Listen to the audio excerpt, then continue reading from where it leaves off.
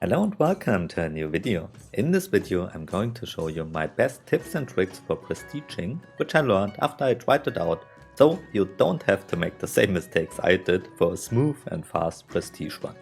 First, what is prestiging? A prestige run resets your character from level 60 to level 1. You keep all your gold, equipment, mystic enchants and other stuff in your banks for example, but your talent points resets as well as your action bars. My first tip because of this, before you start, make a screenshot of your action bars because they will get erased. Macro stays, but normal abilities won't, and it can be annoying to get your bars back how it was before. Okay, so why should you do a prestige run? You get special rewards for finishing a prestige run, which includes special coins, or a special transmog, a big chunk of runes of ascension, raid gear and raid mats. I will show you at the end of this video what I got from my run. When I did my prestige run, you could say my timing wasn't perfect. Ascension rolled out a patch which nets you 100k runes of ascension for finishing a run. I started my run a few hours before that announcement, so I only got 50k. But the rewards are worth the time investment if you do it right. Another cool thing, all Worldforged findings will get reset for you. This means you can get any Worldforged item or mystic enchant a second time in the world. So I will now tell you how to optimize your run. Before you start your prestige run, you should do some preparation. For the first preparation, heirloom pieces help a lot.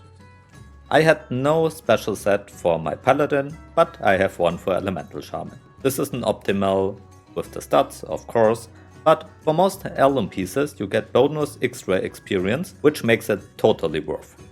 When you prestige, you get a special buff, which gives you more experience through leveling in any form, and this buff stacks with other modificators like from heirlooms. Try to get the following pieces, for example from the auction house or for runes of ascension, to get extra experience during your run. A weapon gives a 20% bonus to experience, each trinket gives 10% bonus, shoulders give 10% bonus, chest gives 10% bonus, and relics, wands or anything else in the slot gives another 10% bonus. Check the daily quests for prestiging. There are 3 different sorts of daily auras and quests, which gives you bonus experience during your run.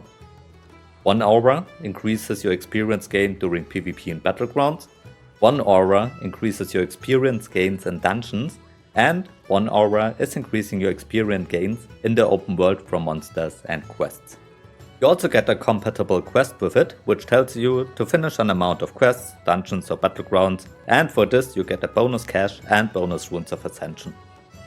My tip, absolutely avoid the PvP one. If it's PvP day, don't prestige. I tried it, and even if it's fun to do some low level battlegrounds, the experience gain is horrible compared to the other 2 options. I wasted a lot of time doing this, and I won't quote a guildmate of mine here, don't fall into Ascension's PvP trap. The absolute optimal quest is in the open world. I will come to this later in the video. For the next tip, you can buy potions of experience, which last 1 hour and increases your experience gain by a lot. This isn't necessary, but it will speed up the process, of course. You can buy those for a few gold at the auction house.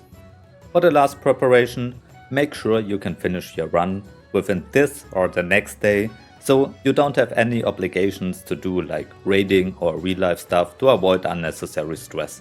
You can't go back to level 60 during your prestige run. Okay, enough preparation, let's start. To prestige, you go to your major capital, talk with Chromie at the cash bot and start your prestige run. You can also change your active specialization if you have more than one for your run.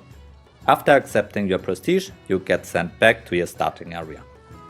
Just do your normal quests in the starting area, but you will see in a second why your aura of the day matters.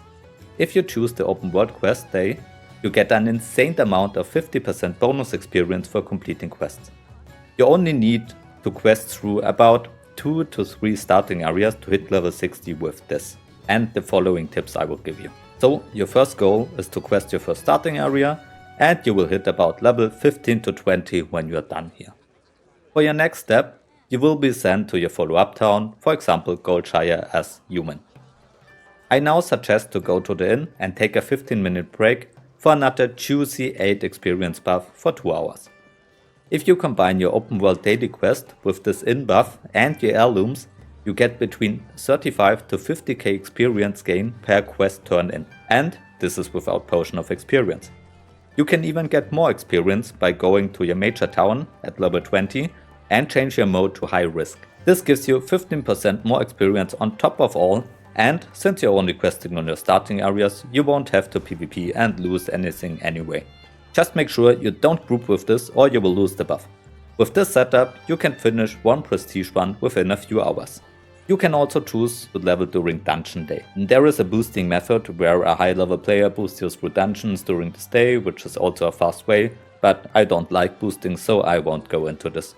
We want to achieve our goals by ourselves here. On dungeon day, you can also just hit level 15, get your tavern buff and start spamming dungeons through the dungeon finder. One dungeon run gives you 1 level and bonus from quests on top of it. This is a little bit slower than in the open world, but if you're a tank or heal, you should get nearly instant dungeon pops. If you enjoy this way of leveling, go for it. If you have a head of Khadgar, make sure to use it at the beginning of each dungeon to get all quests. For Mystic enchants, I just threw in what was possible at the level.